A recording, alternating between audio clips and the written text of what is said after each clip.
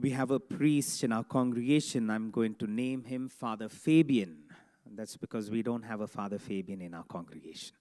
So, Father Fabian, before he became Father Fabian, Brother Fabian the seminarian, was a very playful person, very cheerful, very playful. He loved being amongst the brothers. He loved his sports. He loved watching TV.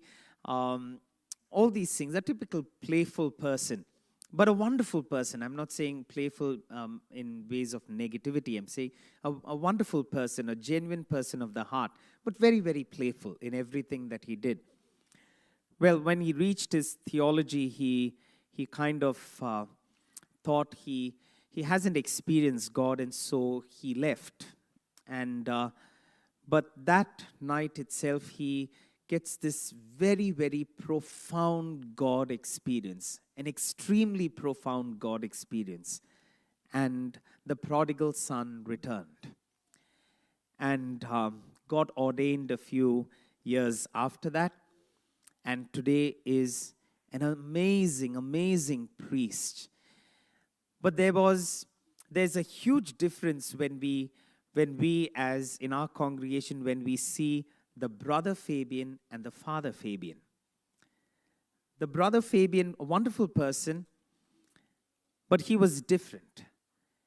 The Father Fabian that we've seen is a person who sees everything through the eyes of Christ. Everything through the light of Jesus. It's amazing actually to see a person's transformation in that way. Everything that he sees is through the light of Christ. In today's gospel, we have Zechariah's prophecy. Zechariah is pretty interesting. Zechariah you can have a BD Zechariah and an AD Zechariah. Do you know what that is? BD is before dumb and AD is after dumb. So before he became dumb and after he became dumb. Before he became dumb, was Zechariah a bad man? No, wonderful person. He was of the priestly tribe. He went and did all that he needed to do.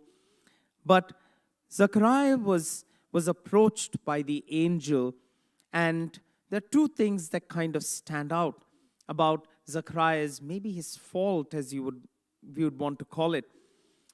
When the angel comes to Zechariah, this is what the angel says in Luke chapter 1, verse 13. But the angel said to him, "Do not be afraid, Zechariah, for your prayer has been heard." That means Zechariah was praying for a child. And then the angel said, "Your prayer has been heard." Now he's supposed to be a priest. He's supposed to be telling people, pray, and God will listen to your prayer. And now God has heard his prayer. But did Zechariah believe? No. He questions, and he says, "How will I know that this is so?" In verse 18 of Luke 1. "For I am an old man, and my wife is getting on in years." Why does that statement become wrong? That statement is wrong is because, first of all, remember, he's of the priestly tribe. And for the Israelites, their father of faith is Abraham. For them, everything boils down to Abraham. And what was Abraham's experience? When he was an old man, God gave him a child. So this couldn't be used as an excuse. I'm an old man and my wife has gone on in age. Because that is the foundation of a lot of things about of their journey with God. And these are the two things that kind of stand out. So this Zechariah, who seemed to be so confused, and that is why the angel says, "Because you did not believe, and so you'll be dumb." And then the next few months, he's not able to talk.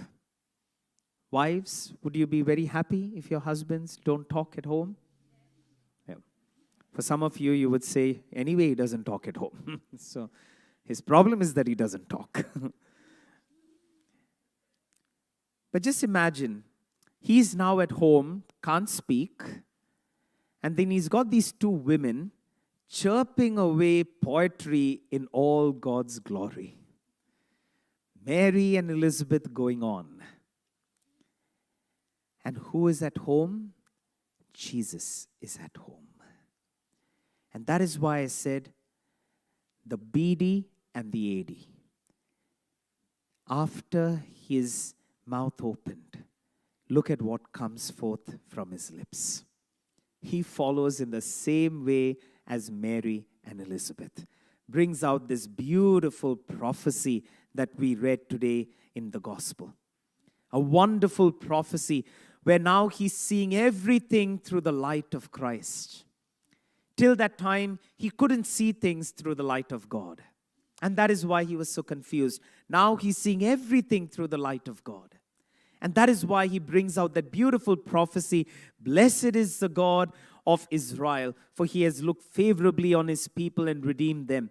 He has raised up a mighty Savior for us in the house of his servant David, as he spoke through the mouth of his holy prophets of old about those who will be saved. He has shown mercy, kept his promise to our ancestors. He has made that oath, and he has kept that oath to our ancestor Abraham. His might and his holiness and his righteousness will be amongst us. Beautiful prophecy put over there. The same man who couldn't even believe that God can work a miracle and give him a child. A wonderful prophecy. Not only a prophecy about the Savior, but even when he holds his son, a prophecy about what his son will be. It's very interesting that John the Baptist comes from a priestly family. Not only is Zechariah from the priestly family, but apparently Elizabeth comes as a direct descendant of Aaron, a priestly family. And the priests do their ministry in the temple. But where did John go? He went into the wilderness. And John wasn't called as, usually you would have the words, Simon, son of Jonah, or Simon bar Jonah is what they would call. Bar means son of. And it should have been John bar Zechariah. It is not John bar Zechariah. He is always known as John the Baptist. The father's name is all taken off. And now here you have this amazing prophet. And look at how Zechariah sees him now through the light of Christ. He's seeing everything through the light of Christ. Dear brothers and sisters, we should have a BC and an AD, or a BD or an AD, whichever way you want to put it, to be able to see everything through the light of Jesus. That is when we will see the world in a very different light. We will see our families in very different light. We will see human beings in very different light. To be able to see them like through the eyes of God. In Psalm 119 verse 18, and that should be a prayer we should always have on our lips. Psalm 119 verse 18. Open my eyes so that I might behold wondrous things out of your law. Open my eyes, Lord. Let me see through your light. Let's close our eyes for a moment. And let us ask the Lord to open our inner eyes. The eyes of the heart. That is what Jesus did with the apostles. He opened the eyes of their heart.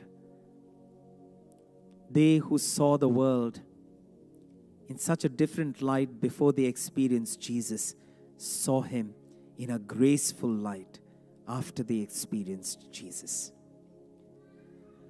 Lord, during this Christmas, we ask you to open our eyes and see the world through your light, so that we see as you see. We prophesy as you would want us to prophesy, like Zechariah. That we reach out as you would want us to reach out.